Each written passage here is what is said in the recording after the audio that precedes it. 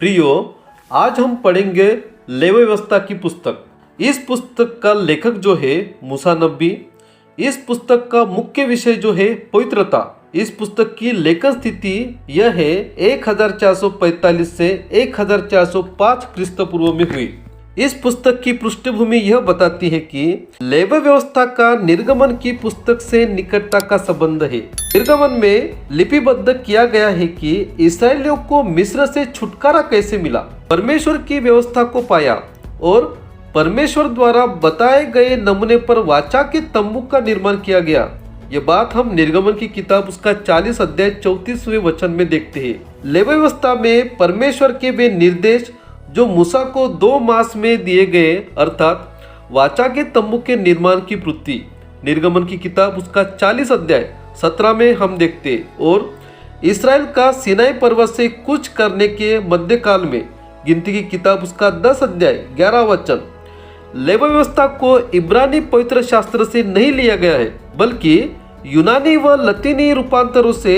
शीर्षक से कुछ लोगों को यह गलतफहमी हो सकती है कि इस पुस्तक का संबंध केवल लेवी याजकों से है, लेकिन ऐसा नहीं, जबकि पुस्तक के अधिकतर भाग का संबंध इस्राएलियों से ही है। लेवी व्यवस्था मूसा की तीसरी पुस्तक है। 50 बार से भी अधिक इस बात को स्वीकारा गया है कि इसके विषय परमेश्वर द्वारा निर्देशित वचन है और मूसा को इसराइल के लिए दिए गए, जिनको मूसा ने लिखित रूप से परिचित किया। यीशु ने लेवी व्यवस्था के एक संदर्भ का प्रयोग किया और स्वीकारा कि यह वचन मूसा के द्वारा पहुंचा। मरकुस रचित सुसमाचार उसका 1 अध्याय 44वां वचन। प्रेरित पौलुस इस पुस्तक के एक संदर्भ का प्रयोग यह कहकर कहता है, मूसा ने बताया। रोमियो की पत्री उसका 10 अध्याय 5वां वचन। आलोचक को लेवी व्यवस्था को बाद के किसी याजक द्वारा लिखित बताते हैं, पवित्र शास्त्र के साक्षी की सत्यनिष्ठा को नकारते भी है। लेवी व्यवस्था पुस्तक का मुख्य उद्देश्य लेवी व्यवस्था इस्राएली लोगों के लिए और याजकीय मध्यस्थों को निर्देश देने के लिए लिखी गई कि प्रायश्चित के लहू के द्वारा ही परमेश्वर तक उनकी पहुंच है और अपनी चुनी हुई प्रजा को बताना कि पवित्र जीवन परमेश्वर के स्तर के अनुसार क्या है। इस पुस्तक का मुख्य शब्द यह है पवित्रता। इस पुस्तक के मुख्य वचन अध्याय 17 उसका 11वां वचन यह कहता है, क्योंकि शरीर का प्राण लहू में है और मैंने वो वेदी पर तुझे दिया है कि तेरे प्राणों के लिए प्रायश्चित करो, क्योंकि जीवन के कारण लहू ही प्रायश्चित करता है। दूसरा मुख्य वचन यह है अध्याय 20 उसका 7 और 8 यह कहता है, इसलिए तुम अपने आप को पवित्र करो और पवित्र बनो, क्योंकि मैं तुम्हारा परमेश्वर यहोवा हूँ और तुम मेरी विधियों को मानना और उन पर चलना। मैं यहोवा हूँ जो तुम्हें पवित्र करता हूँ। इस पुस्तक का मुख्य अध्याय 16 यह बताता है कि प्रायश्चित के दिन से संबंधित है, जो हिब्रू कैलेंडर में सबसे महत्वपूर्ण दिन बनाया गया, क्योंकि यह एकमात्र दिन था जब महायाजक को लोगों के लिए प्रायश्चित करने के लिए परम पवित्र स्थान में प्रवेश करने की अनुमति दी गई थी। क्योंकि आज के दिन तुम्हारे शुद्ध करने के लिए तुम्हारे लिए प्रायश्चित किया जाएगा, तुम अपने सब पापों से यहोवा के सामने शुद्ध हो जाओगे। इस पुस्तक के मुख्य लोग यह है मूसा नबी और हारून। इस पुस्तक का सर्वेक्षण लेवी व्यवस्था के मुख्यतः 2 प्रकरण है, प्रायश्चित व पवित्रता। नंबर ए अध्याय 1 से लेकर 16 तक में पाप से छुटकारे का परमेश्वर का प्रबंध और पाप के कारण मानव व परमेश्वर के बीच की दूरी प्रायश्चित करना के लगभग 48 भिन्न रूप लेवी व्यवस्था में प्रयुक्त हुए हैं। संज्ञा प्रायश्चित 3 बार। इस क्रिया का प्राथमिक अर्थ यह है ढकना, ढकने की वस्तु बनाना। पुराने नियम की लहू की भेंट अध्याय 1 से लेकर 7 तक पाप को लघुकालीन रूप से ढकती है। इब्रानियों की पत्री उसका 10 अध्याय 4 वचन। जब तक कि यीशु मसीह संसार के पापों को उठा ले जाने के लिए सिद्ध बलिदान के लिए न मरे। यूहन्ना रचित सुसमाचार 1 अध्याय 39वां वचन। यूहन्ना रचित सुसमाचार 1 अध्याय 29वां वचन। रोमियो की पत्री उसका 3 अध्याय 25वां वचन। इब्रानियों की पत्री उसका 10 अध्याय 11 से लेकर 12। लेवी याजक अध्याय 8 उसका 10वां वचन मसीह की मध्यस्थता की सेवकाई की परछाई है। जबकि वार्षिक प्रायश्चित का पर्व अध्याय 16 में क्रूस का पर्व के दृश्य में देखने को मिलता है।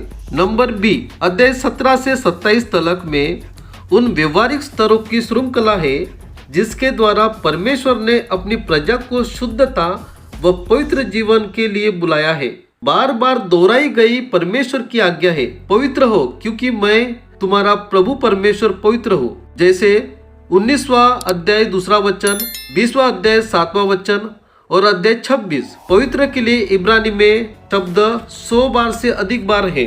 और जब मानव से संबंधित है तो पवित्रता वो आज्ञाकारिता के जीवन को दिखाता है। धार्मिक अनुष्ठान में अध्याय 17 और आराधना में अध्याय 23 और 25 पवित्रता को दिखाया गया है, परंतु विशेषकर दैनिक जीवन की बातों में अध्याय 18 से लेकर 22 तक लेवी व्यवस्था को मूसा द्वारा प्रोत्साहन के साथ समाप्त किया गया है।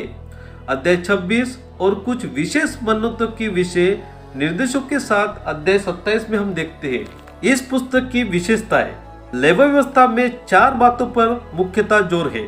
नंबर 1, पवित्र शास्त्र की किसी भी और पुस्तक से अधिक लेवी व्यवस्था में इस बात पर जोर दिया गया है कि प्रकाशन सीधे परमेश्वर की ओर से है। कम से कम 48 बार सफाई से कहा गया है कि परमेश्वर ने मूसा से कहा।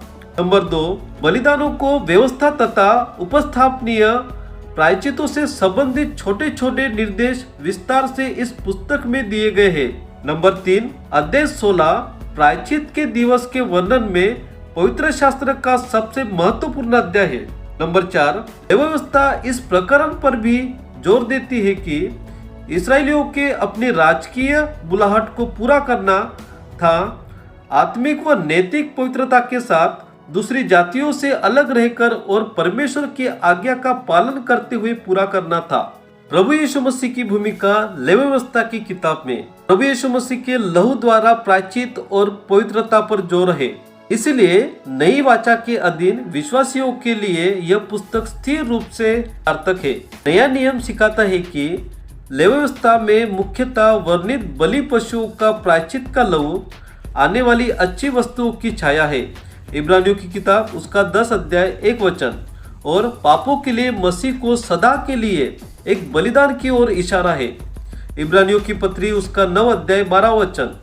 पवित्र बनने की आज्ञा नई वाचा के विश्वासियों में मसीह की बहुमूल्य रक्त के द्वारा पूरे तौर पर पहचानी जाती है, जिसकी बुलाहट है कि जीवन के प्रत्येक क्षेत्र में पवित्र हो।